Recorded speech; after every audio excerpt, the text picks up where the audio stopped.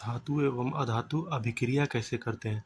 देखिए, सबसे पहले सोडियम एक इलेक्ट्रॉन त्यागता है। यहाँ पे सोडियम जो है, सोडियम का इलेक्ट्रॉनिक विन्यास 281, और जब ये एक इलेक्ट्रॉन त्याग देगा तो इसका अष्टक पूरा हो जाएगा। 2 8 इसका अष्टक बाहरी कोश जो है पूरा हो जाएगा।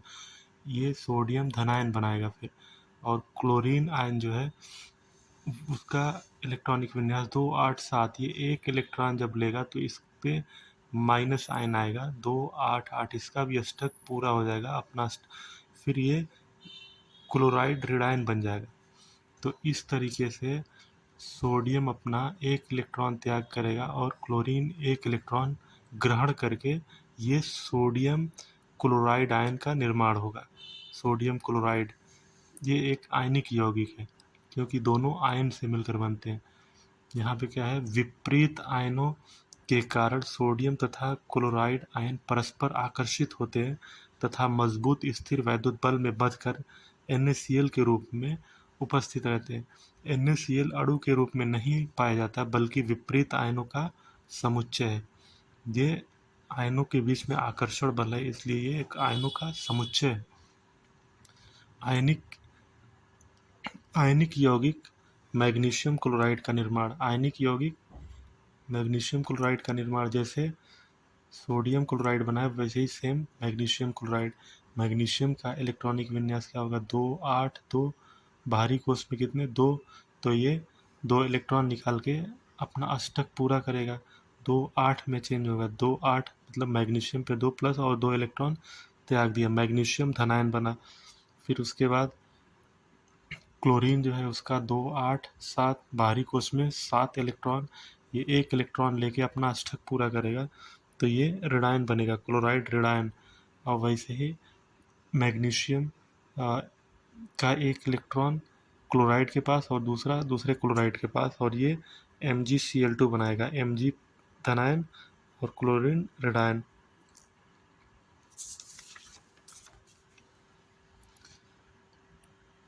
धातु एवं अधातु में इलेक्ट्रॉन के स्थानांतरण से बने यौगिक को आयनिक यौगिक कहते हैं या विद्युत संयोजक यौगिक कहा जाता है। आयनिक यौगिक जितने भी इलेक्ट्रॉन के स्थानांतरण से बन रहे हैं। अब आयनिक यौगिकों के गुणधर्म। आयनिक यौगिक क्या है, NaCl है, लिथियम क्लोराइड है, calcium chloride, calcium oxide, magnesium chloride.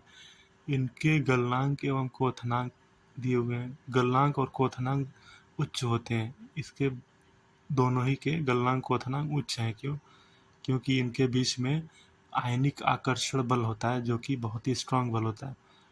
इनके भौतिक गुण देख लेते हैं आयनिक यौगिक के। धनायन एवं ऋणायन के बीच मजबूत आकर्षण बल के कारण ठोस एवं कठोर होते हैं। और गलनांक एवं क्वथनांक उच्च होते हैं क्योंकि मजबूत अंतर आयनिक आकर्षण बल के कारण। ठीक है। घुलनशीलता। आयनिक यौगिक सामान्यतः जल में घुलनशील हैं एवं केरोसिन, पेट्रोल आदि विलायकों में अविलेय होते हैं। ये जल में आयनित हो जाते हैं। और विद्युत की चालकता। आयनिक यौगिक के विलयन में विद्युत की चालकता होती है जबकि ठोस आयनिक यौगिक में नहीं होती। विलयन में क्या होगा, ये धनायन और ऋणायन में चेंज हो जाएगा, टूट जाएगा, तो ये विद्युत की चालकता फिर करते हैं। धातुओं की प्राप्ति। पृथ्वी की भूपर्पटी में प्राकृतिक रूप में पाए जाने वाले तत्वों को यौगिकों को खनिज कहते हैं। खनिजों में कोई विशेष धातु काफी मात्रा में होती है जिसे निकालना लाभकारी होता है। इन खनिजों को अयस्क कहते हैं। देखिए, अयस्क का क्या है, अयस्क जो है, अयस्क का सांद्रण करने के लिए इसमें 3 तरह की धातुएं होती हैं। एक उच्च अभिक्रिया वाली धातु, एक मध्यम अभिक्रिया वाली धातु और निम्न अभिक्रिया वाली धातु।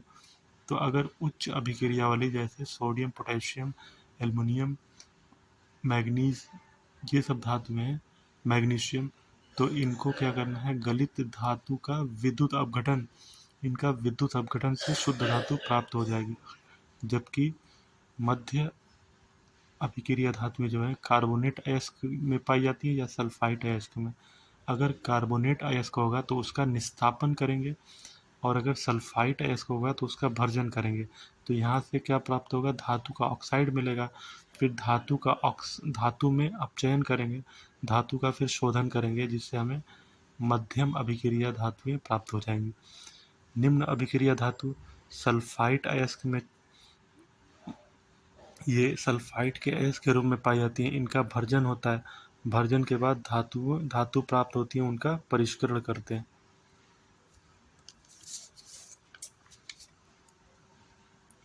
अयस्कों का समृद्धिकरण। गैंग गैंग क्या होता है, खनिज अयस्कों में मिट्टी, रेत जैसी कई अशुद्धियां होती हैं, जिन्हें गैंग कहते हैं।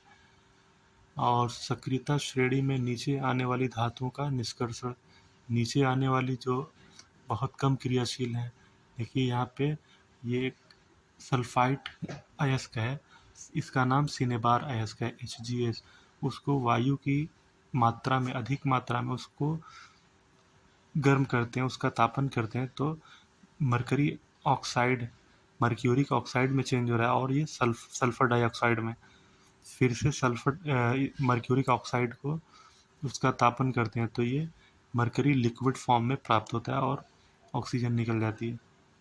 इसी प्रकार Cu2S से कॉपर को अलग किया जाता है।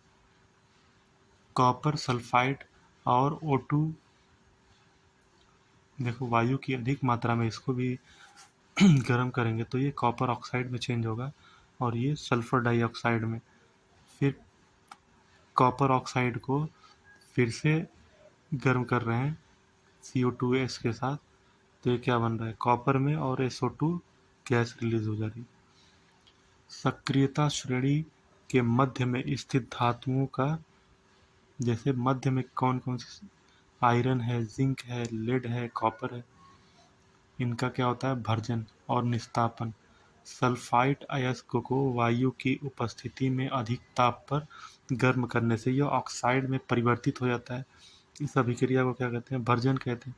और निस्तापन जो है, कार्बोनेट अयस्क को सीमित वायु में अधिक ताप पर गर्म करने पर यह ऑक्साइड में परिवर्तित हो जाता है। इस प्रक्रिया को निस्तापन कहते हैं।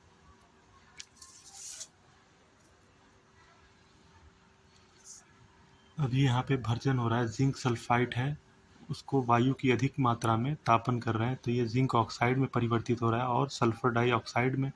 और वही निस्तापन में क्या हो रहा है, जिंक कार्बोनेट को, सॉलिड है, उसको तापन कर रहे हैं, जिंक ऑक्साइड में चेंज हो रहा है और CO2 गैस निकल रही है। फिर से जिंक ऑक्साइड को कोयले के साथ, कार्बन के साथ गर्म करते हैं, तो क्या बन रहा है, जिंक में, और ये CO यानी कार्बन मोनोऑक्साइड गैस बन रही है। ये क्या हो रहा है, जिंक ऑक्साइड का अपचयित हो रहा है जिंक में। सेम वैसे ही MnO2 को एल्युमिनियम के साथ गर्म कर रहे हैं, तो ये क्या, मैग्नीज मिल रहा है, और ये एल्युमिनियम का ऑक्साइड बन रहा है। बहुत ऊष्मा निकलती है, बहुत ज़्यादा ऊष्मा इसमें निकलती है इस अभिक्रिया में। थर्मिट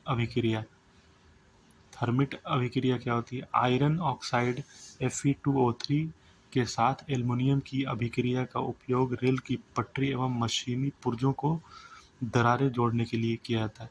इस अभिक्रिया को थर्मिट अभिक्रिया कहते हैं। देखिए, आयरन ऑक्साइड एल्युमिनियम के साथ अभिक्रिया हो रही है, तो ये आयरन बना, आयरन लिक्विड फॉर्म में बन रहा है, और ये एल्युमिनियम ऑक्साइड प्लस ऊष्मा, ये बहुत, देखिए आयरन यहाँ पे लिक्विड फॉर्म में हो रहा है, इसका मतलब यहाँ पे तापमान बहुत ज़्यादा होता है, तो इसमें क्या करते हैं, इसको रेल की पटरी वगैरह जोड़ने में काम आती है ये रिएक्शन। सक्रियता श्रेणी में सबसे ऊपर स्थित धातुओं का निष्कर्षण। सबसे ऊपर क्या है, सोडियम है, पोटेशियम है, कैल्शियम है, मैग्नीशियम है, एल्युमिनियम है। इन धातुओं को विद्युत अपघटनी अपचयन द्वारा प्राप्त किया जाता है। देखिए कैसे,